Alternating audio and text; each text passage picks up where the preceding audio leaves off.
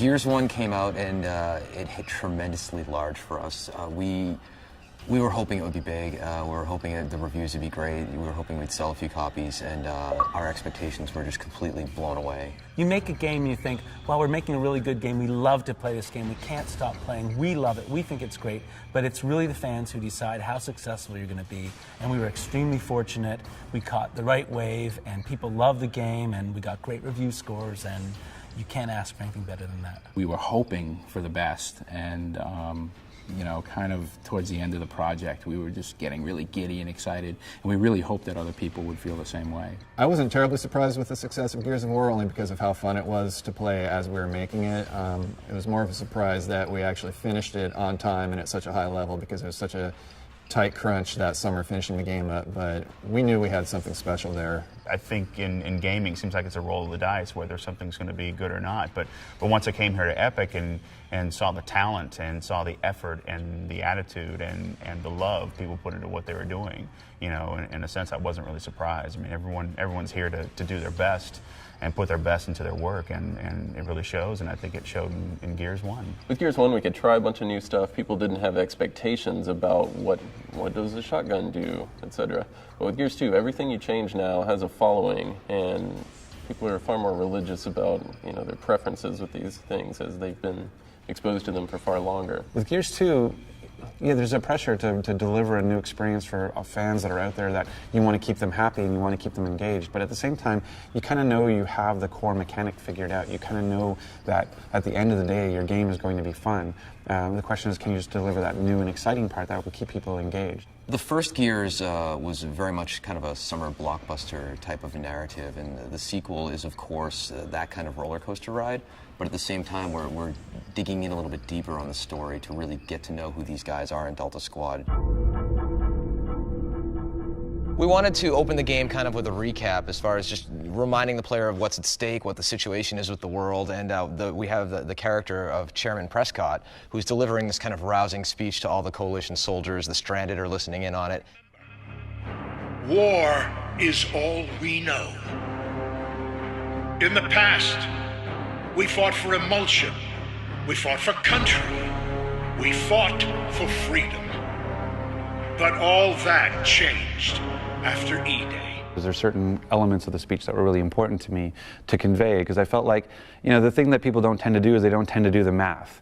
Right, is that we talked about the Pendulum Wars as a 79-year war, that at the point of the Gears 2 starting, they've been fighting the Locust for 15 years now, right? So now we're talking about 94 years of conflict. That's essentially an entire generation that has never known peace. That if you can imagine a world, not like a World War I, World War II, we're talking about a planetary war that has gone on for like 94 years, essentially. So this is what kind of culture is that? What kind of life is that, where you're expected to go into the army? And it's all that kind of backstory that I don't think people had, a frame of reference they didn't have, and that's what I really wanted to come out of the speech, is this notion of, hey, all the time. Yeah, you know, and the fact that just that's going on, that people can speak to, that we have never known a time of peace, I think is a really important aspect of the backstory of the world. Originally, we did talk about, you know, doing Hoffman delivering the speech, and that didn't really quite work out, and I think that's what gave us a lot of this, you know, whole iterative process on it. And when we came up on the character of the chairman, which is something we'd cycled on but hadn't decided on, once we had him, and it took a minute to cast the right person, and once we had that in place, things got considerably smoother. It's interesting to see more about how the leadership structure of the Coalition is kind of built, as well as how the Locust leadership pans out, and to kind of see these layers of, you know, what's really going on in this war and who's responsible and who's leading the people. Right away, these guys came with, as I came onto the story, was the Maria, and I think has become kind of the anchor in a lot of ways for the human part of the story, because we have this big macro story, this larger war that's going on with humanity and the Locust. But then I think it's really great to have this anchor with the Maria's story, and inevitably there's some dark parts to that. Dumb.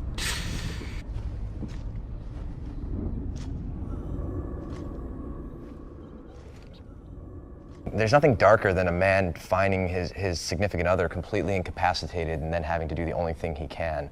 And it's really heavy stuff, and watching the scene to this day still gives me chills. Well, and it's interesting because as we shoot this, we have no idea what really everyone's reaction is going to be to it, and I think that's going to be really interesting to see, because I know it's going to be something that's going to be talked about, and it's not something you see hell, even in any media very often, especially visual media, let alone a game. You know, having the sort of the best friend role go through the deeper moment, because it's kind of more interesting for the player to witness it, as opposed to, you can't push that on, you know, onto the player to say, okay, this is your experience. You miss your wife, don't you? You do, yeah. like, really? What? And you're, hey. It's easier to make him be a witness, and at the same time, it is nicer to take a second, you know, pseudo-secondary character like Dom, and sort of raise their importance in the story. Is really, I thought, was really cool too.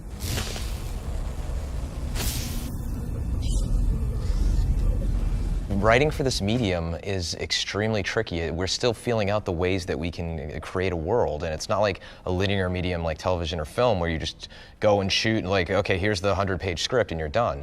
You have to consider, how is this line being delivered? Are the characters walking around in the world? Is it a cutscene? Is it like a piece of dialogue over a loudspeaker? And we have so many different colors in our palette with which to paint the narrative, and there's not a lot of people in the world that can write for this medium. You know, games are an art form, something that we're all proud of, that we've put a lot of time into, that it's that time, I think, to where things that can really, a story in a game can last the test of time. I think, you know, you have a lot of games from a Half-Life 2 to a BioShock most recently that, you know, people talk about it. I mean, when the story affects people. We have about a little over 40 cinematics that we're working on, that we've gone through the entire process of mocapping and preparing and getting together for Gears 2. Once we get a script, we'll look over the script, decide how we can make this work in a scene. And then once we've kind of narrowed it down, they'll usually go and have the voice actors record the audio. Cole, Baird, stay here and guard the Centaur. Dom, you come with me. Marcus is a badass sergeant. We find out that he's been basically a soldier that was put in prison for whatever he did, and he's back out now as a gear again because they need him. What's interesting about building on this character, you know, from the first game to the second game, it's just different because we just see him growing. We see the relationship between himself and Dom and Cole and Baird. Everybody in the crew that, you know, you didn't really get to see before, and it's just it's a little bit more intricate a plot line. You know, there's a lot of different stuff going on, and I think emotionally for the character, it's a lot more. Hang in there, Rook. We'll be there soon. Let's go find Carmine. When you build a character, it's got to come from the ground up. So it's, you know, there's all sorts of things that come together. So yeah, it's the description, it's the picture, it's the, you know, it's the attitude. It's just like, oh, okay, and you just piece it all together and you kind of throw it together. And it's funny because I had the feeling you're going to ask me about was there any other voice that I tried with it, and really there wasn't. There wasn't. It just seemed like this guy needed to be. That was it. Right here, you know, boom, taking care of business. And that's just kind of where I went with it. Dominic Santiago is Marcus Phoenix's best friend and ally, and he's one of the protagonists in Gears of War and Gears of War 2. He has got a lot of experience in the field fighting the Locusts, and he's a kick-ass guy. The voice really came from making it all really real, the idea that, you know, you could die at any moment, that when there's battle, it's really real, and you know, not really going over the top, but making sure that you make it a sincere situation, that you really are in combat, that you really are caring about your friend, that you've got, that if the stakes are high in the scene, that they really are high, that, you know, you can hear that in the voice. Ah! God damn it! He's got so many personal, not demons, but things that are going on in his head that he doesn't necessarily share with Marcus or share with the other characters. And for example, in Gears of War 2, there's the very, very real thing with Maria, that he's been searching. One of the main reasons, if not the main reason, why he's been at it and fighting and going through all this is that he's got a missing wife, a loved one. I'll catch up with you in a sec, Marcus. All right? Yeah. Whatever you need. Guys, let's go. It was really different to work with John on Gears of War 2. The material only stands to benefit from having two actors working really hard at having chemistry and that dynamic that's so, you know, visceral. You can feel it. You know that these guys are, you know, exchanging words, either arguing or going into battle together. I think that you can hear it in the sessions. Augustus Cole is he's a soldier in the game who is ex-thrash ball player in what we know today as football. And he's just rough and tough, and he's cocky, he's arrogant, he's confident, smart. He's everything rolled into one. He's just a badass soldier, and he's a team player. I just try to just tap into what that person would sound like. So I tried different voices, and then I end up selling on like just real graspy, deep. You know, he's kind of excited. You know, I'm the Coal Train, baby. You know, Oh, yeah, baby!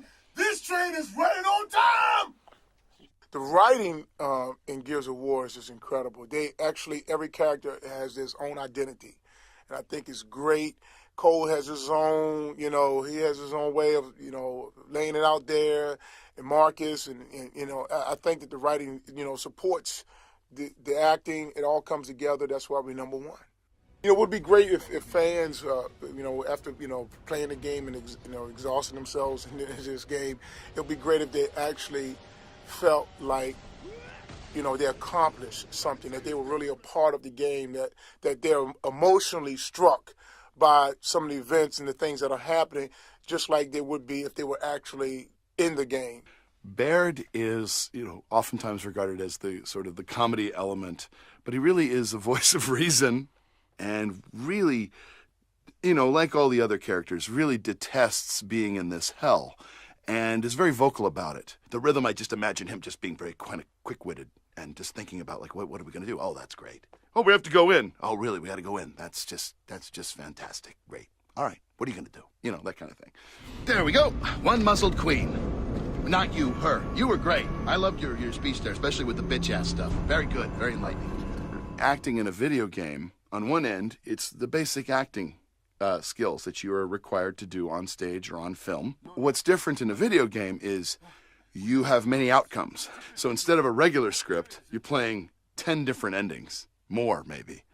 And so you have to really know that character very well. How will he be when he's about to die? How is he killing? How is he running away? How is he relaxed? And you have to have all these parts of him very complete. So then the player, who's as integral to it as I am, is going to elicit different responses from me. So what's fun for me is having players, gamers come to me and say, hey, we played Gears of War with you all weekend. You were a real a-hole, or you were a real jerk, and then someone else can come to me and say, wow, you were funny. That was really funny. And I realized it all depended on how they played and how they interacted with me. With a deeper storyline, there's much more opportunity for a variety of different musical styles. And so obviously we have the action and we have the battle, we have the chase, but we also have some somber moments, some desperate moments, some emotional moments, even a couple of romantic moments.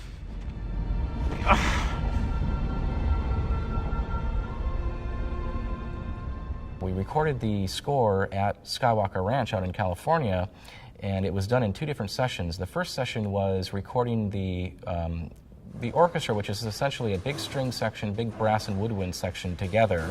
And then the second day was recording all of the live choir. And so the choir and the orchestra never performed together, so that in the end, when we're mixing in the studio, having things recorded individually like this allows us much more control over the final mix.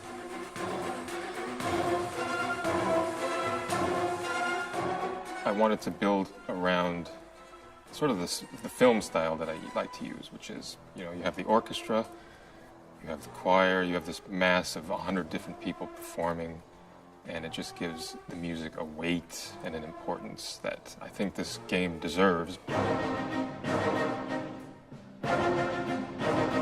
Most of the projects I work on, I get my inspiration from the visuals.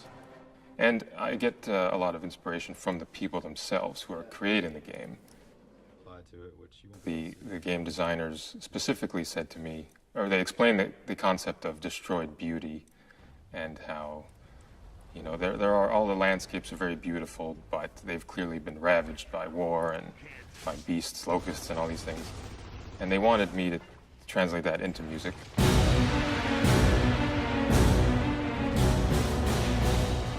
I can take a sound that's normally considered, nice, pleasant sound and destroy it, basically. Run it through all kinds of... Right now we have a lot of cool technology, computers, and all kinds of effects you can play with and really create some unique sounds. A lot of times people's expectations are directly related to the amount of audio polish that is in the cinematics. You know, the better the audio sounds, the better the overall impression people have of the cinematic. Once we get our mocap actors together and get here in the mocap studio, I'll set the computer up. We'll start going through the scene, walking through the scene, see how the actors react to it and all. Not really, as in like, wow, but it's just like, oh, so this is what they're trying to do type thing. In other words, you're gathering a lot of info from it. And we'll come in here, we'll work with them, we'll kind of walk through the scene a couple times, see where, yeah, we need to space this audio out a little more, this could be a little tighter, or hey, this guy would actually probably talk on top of what he's saying as a quick reaction. And we'll get all that timed out, and then we'll start working on the scene. We'll start working on doing a couple of takes on the scene. And start walking in. You're looking over the edge, seeing Nexus. And Dom, here comes your first line. I think we found our locust stronghold. Nexus. Here comes the next Now line. where do we find the queen? My bet's on that tower in the middle.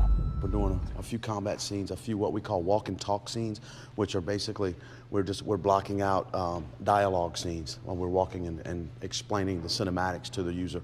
Barry, look over, and audio? We don't have the luxury of hitting a mark and saying a line and then moving on with another action. We have to time our motions to a pre-recorded voiceover. We don't have to worry about camera angles, and that's really liberating for an actor, as far as not having to worry about. In film acting, we have to have a sixth sense and worry about, are we in close-up, are we in a two-shot, what are we doing as far as where the camera is? Well, in motion capture, all of these cameras are picking us up at all times. So once we finish shooting, they can change the camera angle anywhere they want. In film acting, one of the old cliches is less is more, and it comes across as very subtle. Here, I think it's a little bit more similar to theater acting or acting in front of a live audience, because we have to convey with our bodies exactly what's going on with this, that the voiceover actor is conveying within the scene. It's an incredible amount of fun playing Gus. You just, like I said, everything is 110% all the time. There's no lull with Gus, and it's just a lot of energy, a lot of impact.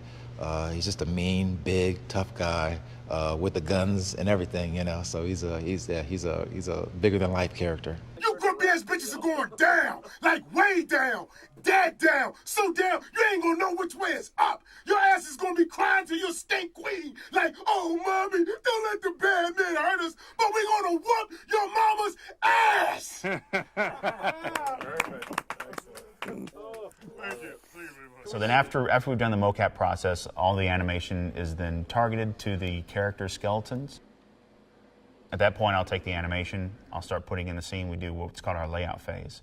The layout phase is basically where you're blocking the actors in the game world or in that level. And at that point, I can actually then go in, lay my cameras out, and start cutting the scene together based on the pace and the feel of it. The actual filmmaking happens in the layout process when you start seeing everything coming together. Certain designers are much more kind of book-based as far as, having a tremendous process, and I have much more of almost a holistic kind of feel-based approach. Start out with a few solid ideas and then iterate and try and, find the bits of fun in the sandbox. And we do this tremendously cool process of prototyping where we have these maps that are POC, proof of concept. And Lee Perry, senior gameplay designer, and all the other team members, we'll sit down and we'll hash out what is the coolest possible stuff we can come up with. And then we, use the latest iteration of our technology to do rapid prototyping and harvest the good ideas and throw away the bad. After we have the big idea, we sit down to shell out the level. And shelling out means just getting in there and in the editor and in simple terms, blocking out what the general flow of the level is going to be. One of the things I absolutely love about the game is the flamethrower, because it's a perfect example from a design side of something you've seen in other games before. You've held 20 games in your hands with flamethrowers, and you ran around, you burned people left and right. You had one element to the game that they being a cover system, for example, and you've never blind fired a flamethrower. You've never reached around, slammed up behind something, and fired it around the cover.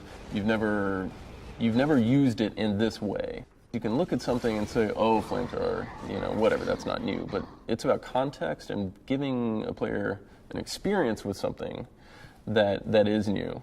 Delta, hit those mortars! The primary thing we were trying to do here is just make Gears 2 feel more like a war rather than an insurgency. Or, you know, in Gears 1, you feel like it's just you and 3 guys kind of on your own mission outside of the COG, you know, outside of this army that you're fighting for. And so now what we're trying to do is reflect the larger story of, you know, this government trying to help its people survive this awful attack by these creatures who have come from underground. And so in the levels, what we're trying to do is make the battle feel bigger. We're trying to have more aircraft flying by, more trucks coming by, and more squads that you're going to run into as you're playing who can help you out or show you the way and that kind of thing. Just an overall sense of a bigger, larger scale war. But with Gears 2, we've got this foundation now of our core gameplay. We know what cover can be like. We know generally now how to lay out a level that is fun to fight in. So now with Gears 2, we can spend a lot more time on kind of creating unique variations on that gameplay within each level. Proportionately, the boss fights may be, 15, 20 minutes total of the experience. It's a huge amount of what players will remember about the game. It's a huge amount of adding character and setting and life to the big world. It's about the nuances of, okay, getting in cover here and cover slipping around here takes a third of a second too long. You got to massage that out so it feels good. It doesn't matter what your game concept is, it's got to feel good to pick it up and control it. And when you pick up a game that does feel good, you know it immediately. We have several new gameplay modes in multiplayer this time around. We have Horde, which is co-op play 4 or 5 of your buddies fighting against AI.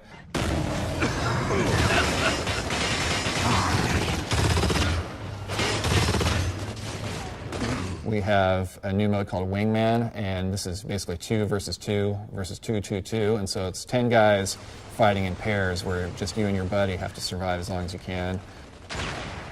Normally when you're playing like Warzone, which is now 5-on-5, there's 5 enemies for you to take out, and you have 4 buddies that might also take out those enemies. Now in Wingman, I just have 1 friend, and there's 8 other guys that I can take out. And the second you spawn in a Wingman match, you have to be careful and watch your 6 because people are running around and taking each other out from the get-go, and it's tremendously exciting. We have another mode where you have to, it's similar to capture the flag, but this time the flag's actually alive and trying to kill you, and so you have to hunt this guy down and grab him and bring him back to your base in order to win.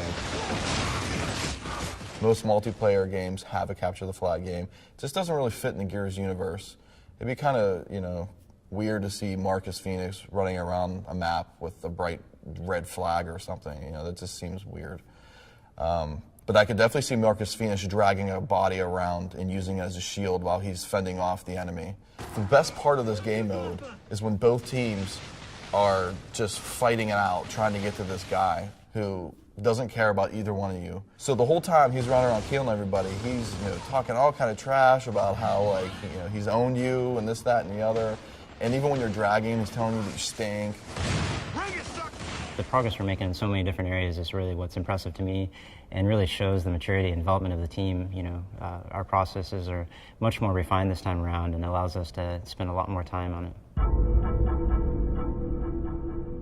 The gameplay programmer just basically pulls everything together, gets it together and so they can be placed in levels, and we definitely take an iterative approach to everything. So for a programmer, that means taking an early idea, getting a rough prototype in. You may have no art assets at all. The big boss creature could be a giant cube at that stage, and get it in, get it working, so we can start playing with it, and listen to people's feedback and offer suggestions, and just keep iterating on that stuff. For Gears of War 2, we've taken the Unreal Engine 3 that we shipped with Gears 1, and we've added a whole lot of new features to it, to let the game designers go off in new directions with it. First of all, we've added a soft body physics system. Instead of just having rigid objects moving around, you can have squishy organic objects, which really plays in very well into some of the new sorts of levels we're doing. There's also a destruction system. In Gears of War 1, when you shoot a wall, you see a bullet hole basically painted onto the wall. What we can do now is tear the wall apart, and you see fragments go flying, and you see a damaged, destroyed wall with actual chunks of geometry missing from it. So the new destruction system plays in really well with the Xbox 360's hardware capabilities to accelerate that. For Gears of War 2, we've really improved the character lighting model. So you see light bouncing around between the individual parts of the character. You also have much more lighting fidelity on characters regardless of the light environment he's in. We've added a crowd system to the engine so that we can render 100 or more characters on the screen and simulate gameplay on them and build a real large-scale battle scene around that.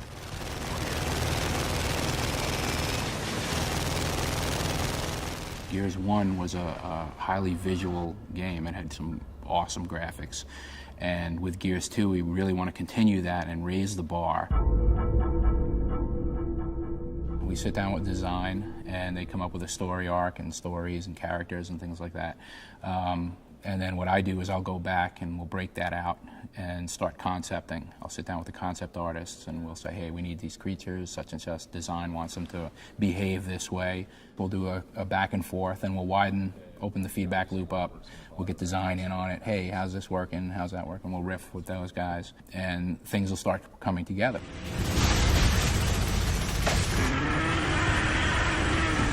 The gore was a pretty big hit with everybody, to where you had this very crazy, visceral experience, and so we wanted to build on that and expand that to the larger boss creatures and just have more of it without going way too over the top and making it completely gratuitous.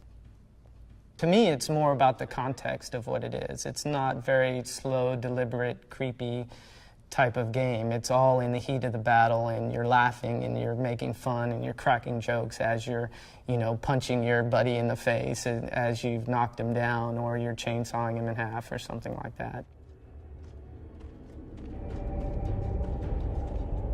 The guys are doing a fantastic job with the environments.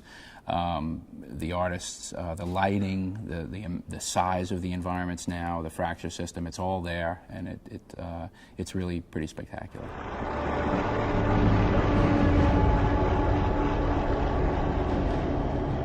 On the Riftworm, for example, we have a lot of this interior, fleshy, organic, really disgusting, environments, and within that map, Marcus is chainsawing through arteries and hearts and all of this.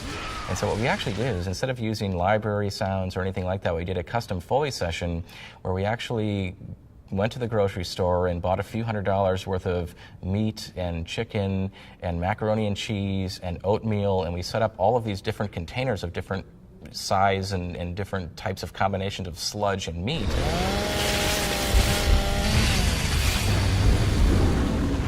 And we actually just got messy in there, combining all of these things, stirring it up, throwing it against the wall, and mixing up macaroni and cheese, and a lot of those sounds were created completely from scratch from grocery store objects.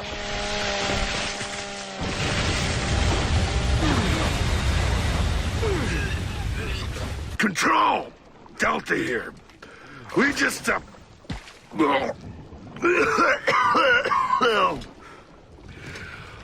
don't know where to even begin, but just get us the hell out of here. After the environment art gets done, we dump everything into our editor. And then we have visual level designers, and they take the imported objects and they'll mesh out these levels and create these fantastic areas that just look great. And they'll also do a first lighting pass on some of the areas. Then gameplay will come in and they'll go over that and start to play the game and make sure everything works.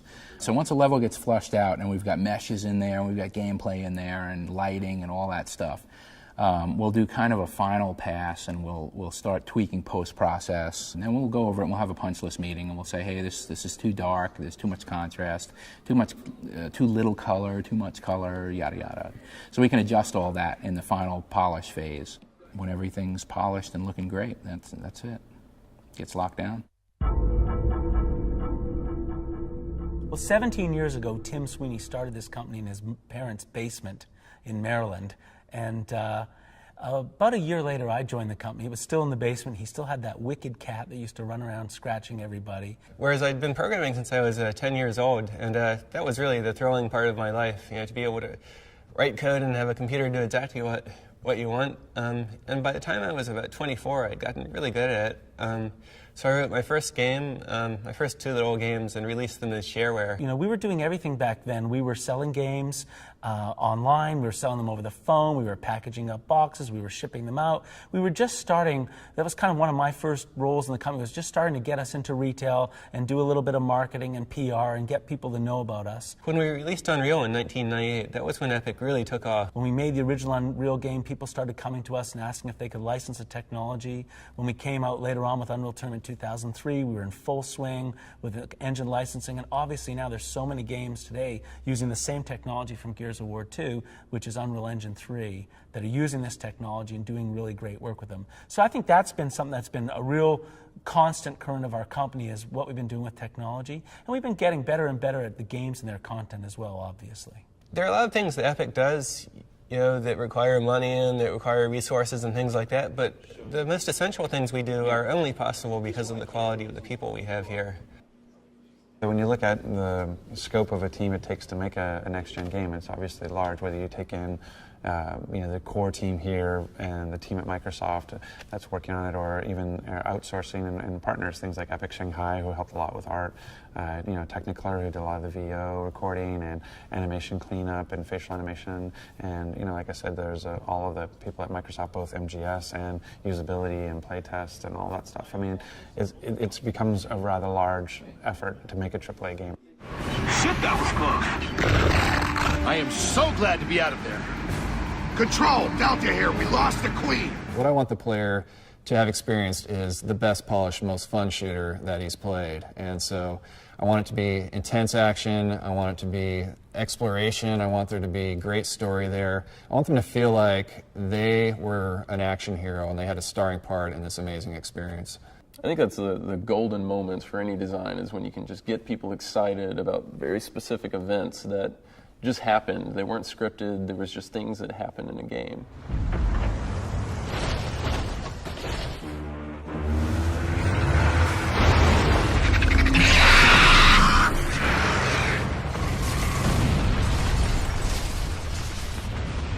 I want them to love the experience. I want them to go in there and just be like, this is hardcore, this is great.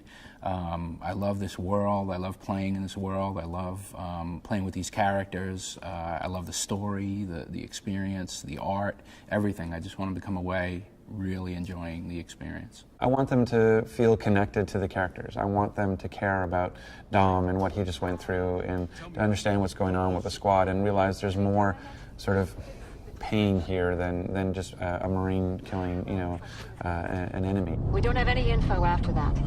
There's got to be another lead or something, right? I'm sorry, Dom. There was something there. There's something I connected to and had meaning for me, and it caused me to pause for a second. If they get into the Gears world and they feel immersed and they feel a part of it and they feel like they take a part of the story with them, then that's cool, man. We've done our job well. I want players who finish Gears of War 2 to be exhausted and have to go take a nap because they just had the roller coaster ride of their life.